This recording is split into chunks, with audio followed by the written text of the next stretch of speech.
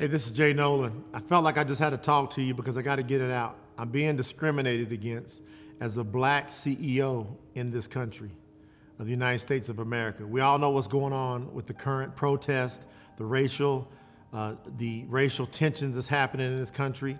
And I think it's important for all of us that are going through some type of discrimination that we speak out. You know, we've been suppressed to being silenced for so long, because if we try to speak out, you know, we've had the establishment that's tried to just shut us down. And so I can't be quiet anymore. I am from Kentucky. I'm from the South. I was born in 1968, just a few months after Dr. Martin Luther King was assassinated. And there was so much turmoil going on, I guess, when I was born. My parents told me about it, about all the racial tension and divide that was happening. Growing up in Kentucky, poor, my grandfather had a hog farm, and I spent most of my time out on that hog farm assisting him and working with him. If you don't know anything about slopping hogs, it's very humbling. And we didn't have much. I can remember being a little boy, and I can remember having people chasing me. I go to the store, and I never will forget this group of white gentlemen in this truck. They started chasing me, and I was running down the street, and they were yelling, "Hey, we're gonna get us an N-word today." And I was able to escape them and get in the store, and the store owner made me stand there until it was safe passage for me to come out. And so when you go through that and you keep adapting and overcoming anyway, you will reach a boiling point. I think that's where I'm at today.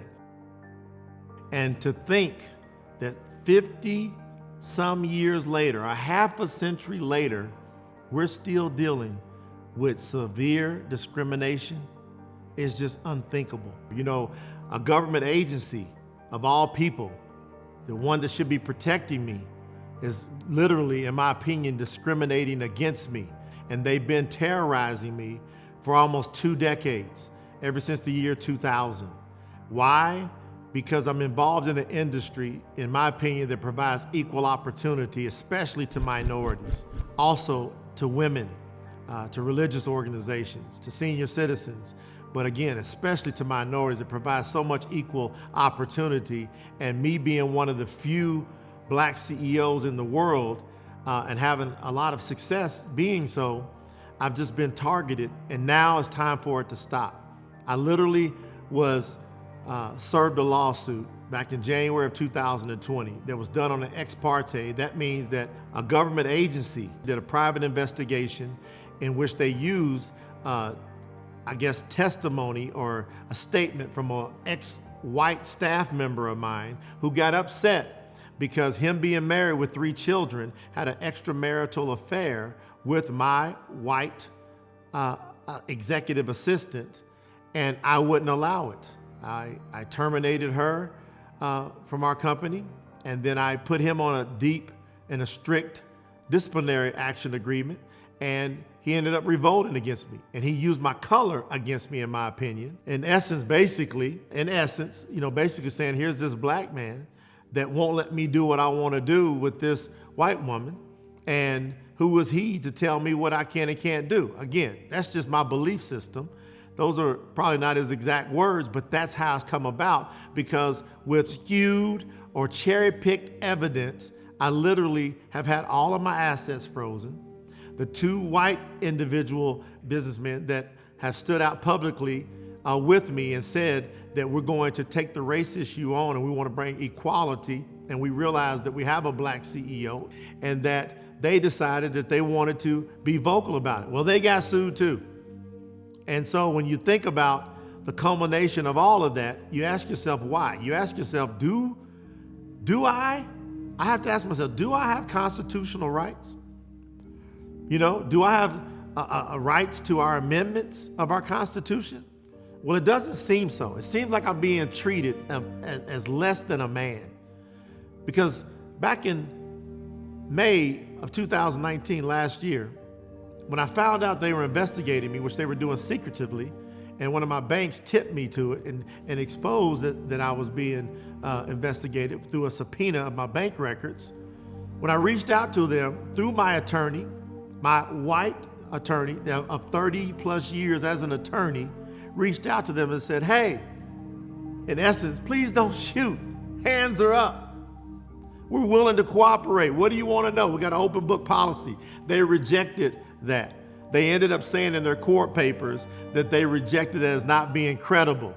I guess me being black, offering my cooperation, my hands up, of are there any issues? I guess that's not credible in this country, it seems. We're still dealing with severe discrimination. It's just unthinkable. To think that I would sit in a courtroom and have government agencies, expert witness, their key witness that is witnessing against me, stand on a stand, and when she was asked a question about a report that she had done in comparing direct sales to the KKK, to the Ku Klux Klan, why would she do that? She mentioned that most people are intrigued by the KKK. And I began to ask around, is anybody that's in my friends or family, are y'all intrigued by the KKK? And everybody said no. Are you intrigued by the KKK? And so I know that I'm frustrated with it. I know many other minorities and people of color are frustrated with it. And I just want to come out and speak and say something about it. And hopefully this inspires you. If you got discrimination going on in your life, or you know others that are discriminated against, don't be quiet, don't be silent, speak up about it. So I'm putting it all on the line, just saying it the way it is, just telling the truth. I've got attorneys that are representing me right now. I'm in a lawsuit to where they froze all of my assets, me and my partner, my wife. They embarrassed me with my 4-year-old son at the time by serving me at the LAX airport when I'd flown back in. They made up lies. They've sensationalized things that typically I've never seen done, but because I'm a black man, I guess they felt that they could get away with doing a modern day business public lynching and people wouldn't say anything about it. So hopefully you'll spread this message to other people about this injustice and other injustices. And maybe we can bring this to light and have our Constitution be real and be equal for all Americans in this country. Appreciate you listening.